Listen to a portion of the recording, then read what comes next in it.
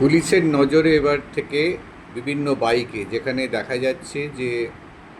আমাদের দেশের জাতীয় প্রতীক অশোক স্তম্ভের অপব্যবহার চলছে, এবং আজকে পূর্ব মেদিনীপুর জেলা আদালতের মধ্যে তেমনই একটি বাইক পুলিশের নজরে আসে, যেখানে দেখা যায় যে অশোক স্তম্ভ ব্যবহার হচ্ছে এবং সেই অশোক স্তম্ভ বাইকের উপরে রয়েছে। অশোক স্তম্ভ নিচে যে লিখতে হয় সত্যমেতে জয়তে, সে লেখাটাও নেই, এবং এইভাবে কোনো বাইকে ব্যবহার করতে পারে কিনা তা নিয়ে প্রশ্ন হয়। পরবর্তীকালে পূর্ব মেদিনীপুর জেলার ট্রাফিক বিভাগের পুলিশ ওই বাইক আরোহীকে ডাকে এবং সেই অশোক স্তম্ভ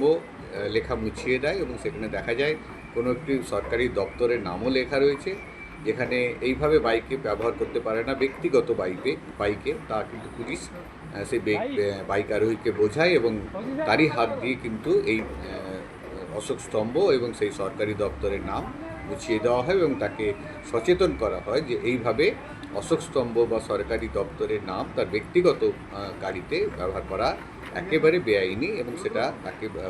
বোঝানো হয় পুলিশের তরফ থেকে, এবং তারপরে তাকে ছেড়ে দেওয়া হয়। অশোক স্তম্ভের ব্যবহার ইদানিংকালে বিভিন্নভাবে আমাদের নজরে আসছে, অপব্যবহার চলছে, এবং দেখা যাচ্ছে যে অনেক জায়গায় অস্পষ্ট অশোক স্তম্ভ রয়েছে, কেউ কেউ ব্যক্তিগতভাবে অশোক স্তম্ভ ব্যবহার করছে, যা একেবারে অবৈধ এবং বেআইনি।